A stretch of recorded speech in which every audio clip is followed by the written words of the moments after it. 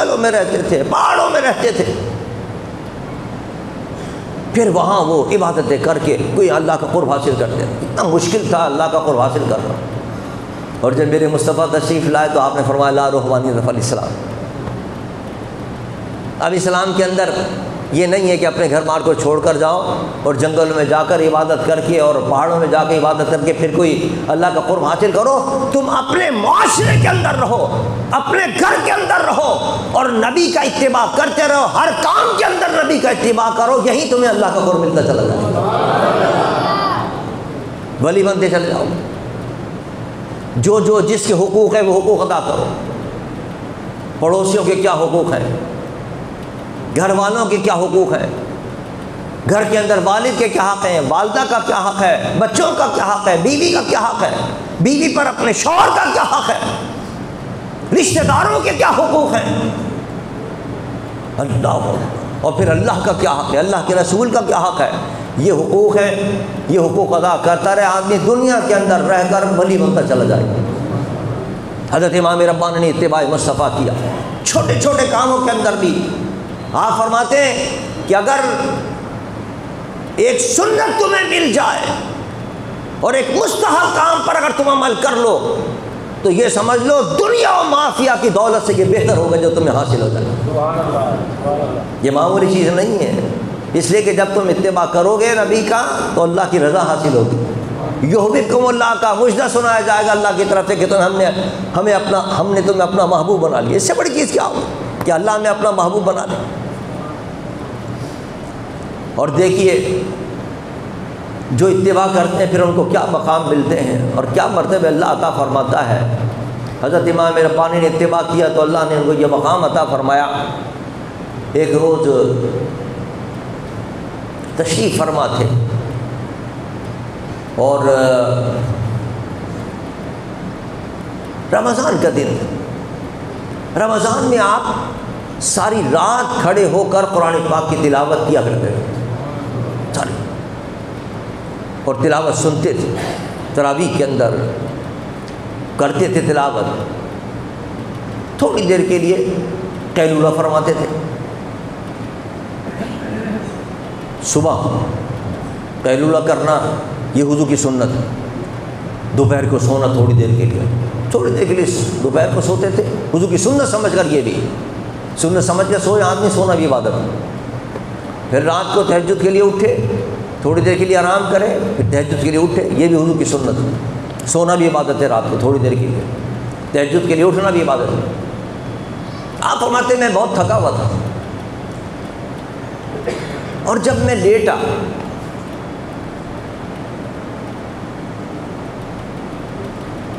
تو میں بائیں کروٹ پر لیٹ گیا، بائیں کروٹ پر لیٹ گیا میں۔ اب ظاہر ہے کہ سارا دن آدمی روزہ رکھے پھر تراویح پڑھے، کتنی تھکن ہو جاتی ہے، اور آدمی جب سونے کے لیٹ جائے اور نیند آ رہی ہو اس وقت تو پھر کیا کیفیت ہوتی ہے، اٹھنے کو جی نہیں چاہتا۔ لیکن کہتے ہیں میرے ایک دم ذہن میں خیال آیا کہ یہ جو تم جس حیت پر لیٹے ہوئے ہو یہ تو سنت کے خلاف ہے۔ حضور جو لیٹتے تھے، میرے اور آپ کے آقا جو آرام فرماتے تھے، وہ دائیں کروٹ پر لیٹتے تھے، دایاں ہاتھ دائیں رخسار پر رکھ کر اس طرح حضور آرام فرما ہوتے تھے۔ تو فرماتے میں بائیں کروٹ پر لیٹ گیا، مجھے خیال آیا کہ نہیں یہ تو تم سنت کے خلاف لیٹے ہو، سنت تم نے چھوڑ دی ہے۔ حالانکہ یہ کوئی فرض تو نہیں ہے اس طرح لیٹنا،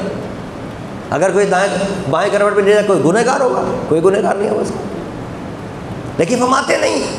میں نے سوچا کہ نہیں یہ سنت کیوں رہ جائے، لیکن دل نے کہا کہ میاں اس کروٹ پر بات ہے، کروٹ آرام مل جاتا ہے آدمی کو، کہا اس کروٹ پہ آرام مل رہا ہے تو لہٰذا کیا ضرورت ہے، کوئی فرض تھوڑی ہے، دائیں کروٹ لیٹے رہو آرام سے، ورنہ کروٹ بدلو گے تو پھر وہ آرام میں خلل آئے گا، نیند اچھاٹ ہو جائے گی۔ میں نے کہا نیند قربان ہوتی ہے تو ہو جائے، لیکن نبی کی سنت نہ چھوٹے۔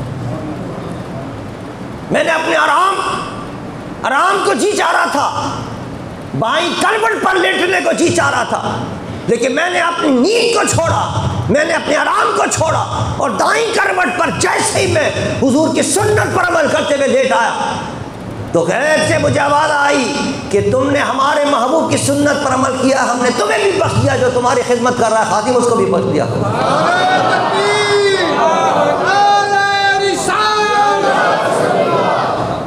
اللہ، یہ انعامات ملتے ہیں اللہ کی طرف سے ان لوگوں کے جو نبی کا اتباع کرتے ہیں اور اتباع مصطفیٰ کرتے ہیں، اور چھوٹی چھوٹی سنتوں کو بھی کوئی نہ چھوڑے تو وہ اللہ کا محبوب بن جاتا ہے اور اللہ کا مقرب بن جاتا ہے۔ ہمارا عالم یہ کہ ہم سے فرض ادا نہیں ہوتے ہیں، سنتیں تو کہاں ادا کریں گے، مستحبات تو کہاں ادا کریں گے، تہجد کی نماز تو کہاں پڑھیں گے، اشراق کی نماز تو کیا پڑھیں گے۔ اشراق کی نماز کا بعضوں کو پتہ ہی نہیں ہوگا کہ اشراق کی بھی کوئی نماز ہوتی ہے، چاش کی بھی کوئی نماز ہوتی ہے، ابابین کی بھی کوئی نماز ہوتی ہے۔ حضرت امام ربانی یہ جتنے اولیاء کرام گزرے ہیں انہوں نے کبھی کوئی سنت نہیں چھوڑی، کوئی مستحب کام نہیں چھوڑا، تب جا کے وہ ولی بنے۔ یہاں فرض ادا نہیں ہوتے ہم سے، رمضان کے روزے نہیں رکھے جاتے کہ صاحب گرمی بہت ہے۔ حضرت مولا علی کرم اللہ وجہ فرماتے ہیں مجھے تو پسند ہی گرمی کے روزے ہیں، مزہ ہی گرمی میں آتا ہے، سردی کے اندر تو پتہ ہی نہیں چلتا روزہ کب رکھا ہو کب ختم ہو گیا، مزہ ہی روزے کا مزہ آتا ہے، رمضان کا مزہ آتا ہے تو گرمی کے اندر آتا ہے، جب انسان کو پیاس لگتی ہے، شدت کی پیاس لگتی ہے، اس کو حشر کی گرمی یاد آتی ہے، اور پھر رب کی طرف کے مجدے سنائے جاتے ہیں کہ جو اس گرمی کو برداشت کرے گا رمضان کے اندر اللہ تعالیٰ قیامت کے دن اس کو اس گرمی سے نجات عطا فرمائے گا۔ یہاں پانی کو چھوڑے گا رمضان کے اندر، جون اور جولائی کی تپتی ہوئی دوپہر کے اندر جی جائے گا اس کا پانی پینے کو، لیکن اللہ کے حکم پر چھوڑے گا وہ تو قیامت کے دن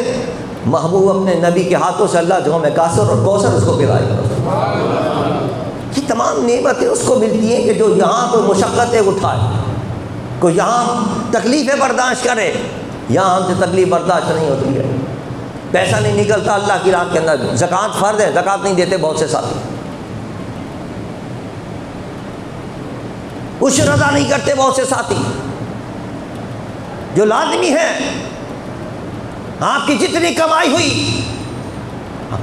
اللہ فرماتا ہے اس میں حق ہے، غریبوں کا حق ہے اس کے اندر، اگر آپ نے عشر ادا کر دیا تو آپ کی ساری کمائی جو ہے وہ پاک ہو گئی پوری کی پوری، خود بھی کھائیں اپنے بچوں کو بھی کھلائیں، پاک کھلا رہے ہیں، ورنہ ساری ناپاک ہو گئی اگر آپ نے وہ عشر ادا نہیں کی۔ یہ وہ فرض کی گئی تو،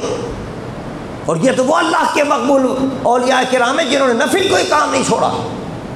اللہ کی راہ کے اندر پیسے لگائے، کوئی مسجدیں بن رہی ہیں، مدارس بن رہے ہیں، مساجد بن رہی ہیں، خانقاہیں بن رہی ہیں، اللہ اکبر، یہ تو نفل کام ہے نا، سنت کام ہے، یہ تو فرض نہیں ہے، لیکن اس میں بھی انسان پیسہ لگائے تو قیامت کے دن اللہ تبارک و تعالیٰ اس کا بدلہ عطا فرماتا ہے۔ ہم سے فرض ادا نہیں ہوتے، زکوٰۃ ادا نہیں ہوتی، ہم سے رمضان کے روزے نہیں رکھے جاتے۔ حضور سرور کائنات صلی اللہ علیہ وسلم ہر پیر کو روزہ رکھا کرتے تھے عام دنوں کے اندر۔ صحابہ نے پوچھا یا رسول اللہ یہ پیر کا آپ روزہ کیوں رکھتے ہیں؟ سرکار نے فرمایا فیہ ولدت وفیہ انزل علیہ، اس روز میں پیدا ہوا ہوں اور اس روز وہی نازل ہوئی ہے، اس کی خوشی مناتا ہوں۔ یہ بھی خوشی منانے کا ایک طریقہ ہے۔ میلاد شریف کا مہینہ آ رہا ہے، اگلا مہینہ چند دنوں کے بعد شروع ہونے والا ربیع الاول شریف کا مہینہ، ہم اور آپ خوشیاں مناتے ہیں، حضور کی ولادت کی جلسے بھی کرتے ہیں، جلوس بھی نکالتے ہیں، دیگے بھی پکاتے ہیں، کھانے بھی تقسیم کرتے ہیں، یہ بھی طریقہ ہے میلاد مصطفیٰ منانے کا اور خوشیاں منانے کا، یہ بھی ایک انداز ہے حضور کا میلاد منانے کا۔ اور ایک میلاد منانے کا یہ بھی انداز ہے کہ انسان عبادتیں کر کر حضور کو راضی کر کے، حضور نے تو یہی طریقہ بتایا نا، حضور نے روزہ رکھا اپنے میلاد کا، فرمایا اس طرح میں اپنا میلاد منا رہا ہوں، تو ہمیں چاہیے عبادتیں کر کے اپنے آقا کو راضی کریں۔ حضرت امام ربانی مجدد الفسانی رضی اللہ تعالیٰ عنہ، اللہ اکبر، تو جتنے اولیاء کرام گزرے انہوں نے